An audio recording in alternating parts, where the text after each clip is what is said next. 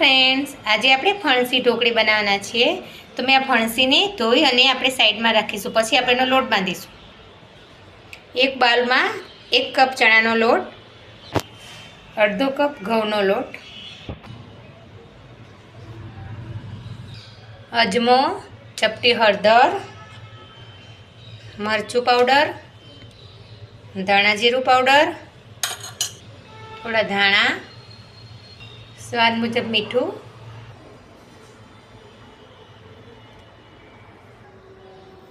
ચમચી તલ, ગરમ મસાલો,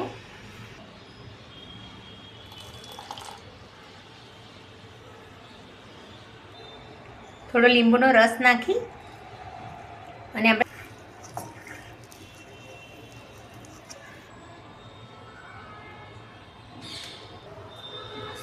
ગાળો વઘાર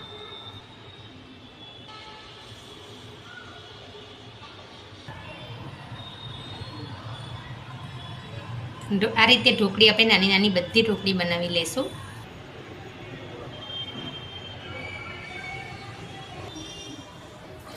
આપણે 1 ચમચી જીરું નાખીશું અને ઢોકળી આપણે કુકરમાં બનાવીશું। એનાથી શું થશે, ઝડપી ચડશે અને સારી બનશે।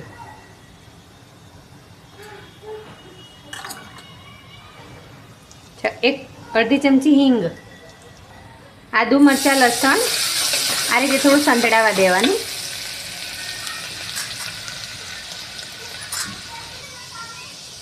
અડધી ચમચી હળદર, પછી આપણે ફણસી એડ કરી દઈશું, સ્વાદ મુજબ મીઠું,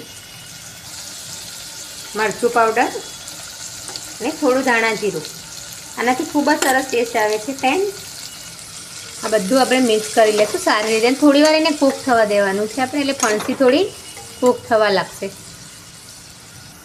હવે આપણે થોડું પાણી એડ કરીશું, આ રીતે આટલું, ફણસી ડૂબે તેટલું। 1 ચમચી ગોળ નાખીશું। જો ગોળ પસંદ હોય તો નાખવાનો, નહીં તો સ્કીપ કરી દેવાનું। આ પાણી ઉકળવા લાગે એટલે આપણે એની અંદર બધી ઢોકળી આ રીતે સ્ટેપ બાય સ્ટેપ એડ કરી દેવાની।